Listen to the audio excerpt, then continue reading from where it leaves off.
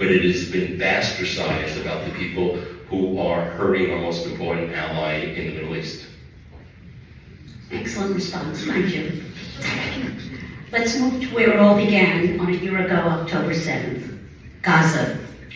What is the situation in Gaza today? How long will Israel need to be in Gaza? Is Hamas defeated? Okay, so let's talk about how one defines defeat in Gaza. So I'm going to give you what I think is a pretty good definition. If Hamas is not capable of being a significant military or guerrilla force, and is not capable of governing the Gaza Strip area, and you are able to get in other Arab countries, or not UN, but other Arab countries and maybe some international players to administer it because they won't get a bullet in the back of their head, that would be the most for a victory. How long will this last? Years. This is where our government goes wrong, and our foreign policy people who are in charge are making a huge mistake. Gaza is analogous to the West Bank, Judea and Samaria. Why is the West Bank, and we'll get to the West Bank after, but why is it quiet? Because since 2003, when Israel had to go back during the Second Intifada, Israel has remained. And every single day and night, 24/7, 365 days a year, it goes in and extracts terrorists in the cities. There are hundreds of miles of unfound tunnels that are that terrorists are hiding in, probably in the thousands of broken up battalions. I was in Washington in August with actually a very strong supporter of Israel named Steny Hoyer, who was the former majority leader. And he said, Eric, Israel has now destroyed the last 4 functioning battalions in Rafah. So you're done, get out of there. And I had to explain that you have still thousands of these fighters who are reconstituting all the time. Israel is now in Jabalia, it hit, for the 4th time. It will be a 5th time. They went back to that hospital that they were, using as a terror base. Israel had to go back there another time.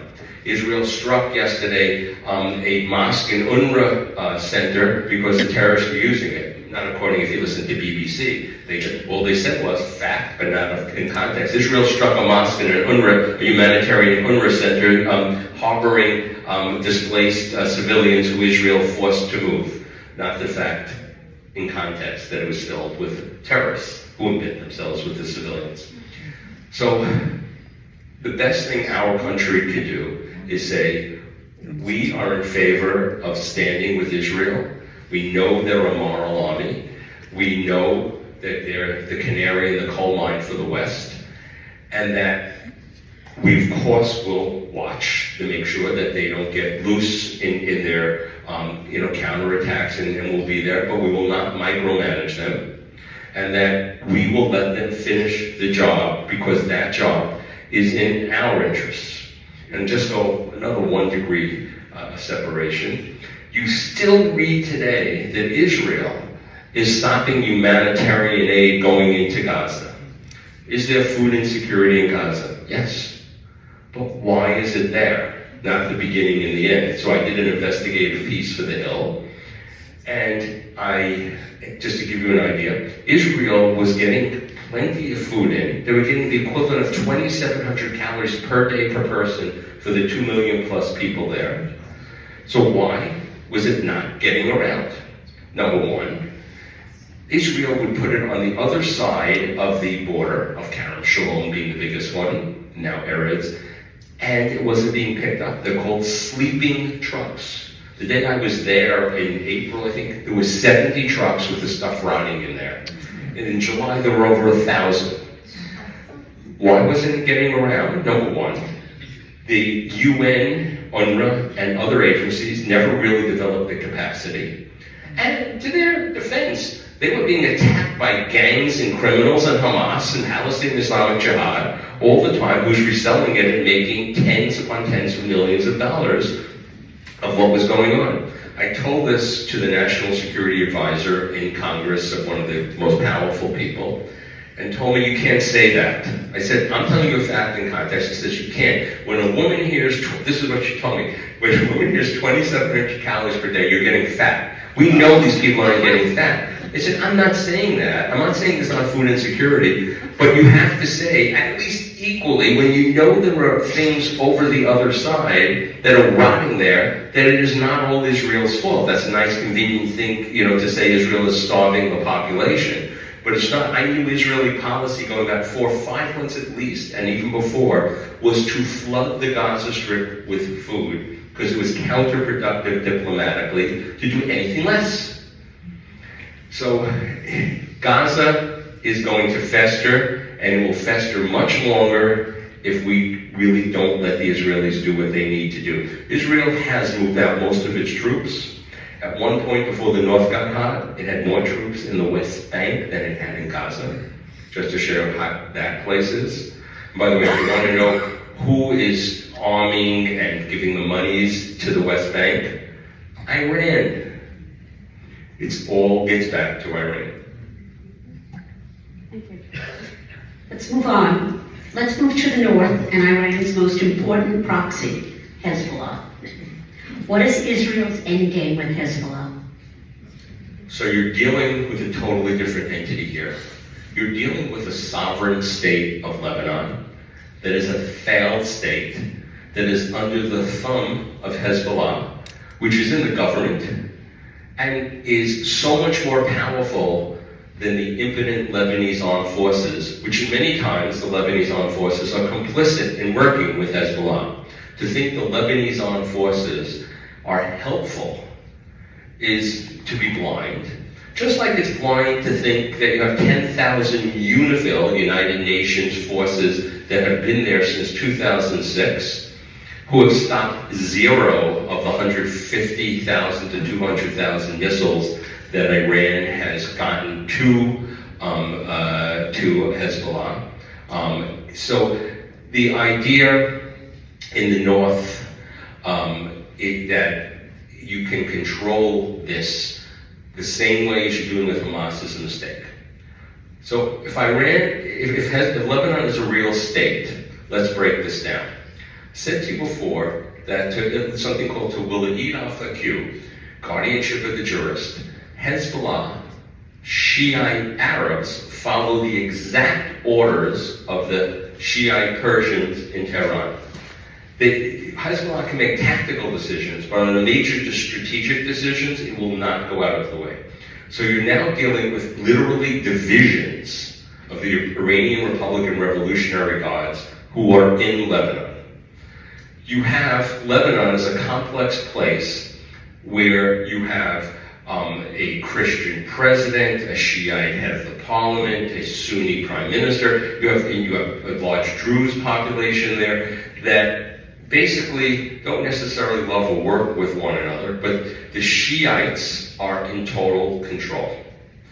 So unless the Lebanese people can revolt, and if anybody has any recollections of how horrible the Lebanese civil war was, that was a terrible thing. I'm not sure the Lebanese people are anxious to get back there. A strong segment of the Christian Lebanese have gotten in bed with Hezbollah because they're the only game in town. So Lebanon is a disaster. The French, who basically, and that's a true colonial settler project, Lebanon from France, feel especially obligated to Lebanon, sort of the way they do to Algeria, and they're meddling and not being very helpful. By the way, the French President Macron wants a total cutoff of arms to Israel as of this week. So obviously not in American national security interest. So what is Israel's endgame and objective there? It wants, and this goes to the south too, the people of the north, there's now 150,000 who have been displaced in the north, have to be able to go home and to go home in safety. Just like the people of the South have to be able to go home. People of the South, of the peripheral communities, not right on the border, have gone back about 80%. I was there actually for day one of those communities returning. And the ones right on the border in Gaza, they have not gone back. But in Israel in the north, Israel must be able to repopulate those areas, or else if it has a buffer zone on its side of the border and it can't give the people security, it is a loss of the war. That is a major thing. That will be a Hezbollah, Hamas, or more importantly, a Iranian victory. Israel, by the way, has referred to the northern border for years as the Iranian northern border. That goes all the way from Lebanon through Syria, which it controls, into Iraq. And by the way, it has its eyes on Jordan. So what does Israel want to do? There's United Nations Security Council Resolution 1701. After the Second Lebanon War, what was supposed to happen? Hezbollah was supposed to be disarmed, and they were supposed to move any military presence north of the Litani River, which is 30 kilometers north of the Blue Line, and that's only in the Western Galilee where it goes east to west. It's actually much closer as you go up in a place called the Hula Valley and north to south. Did they move? No.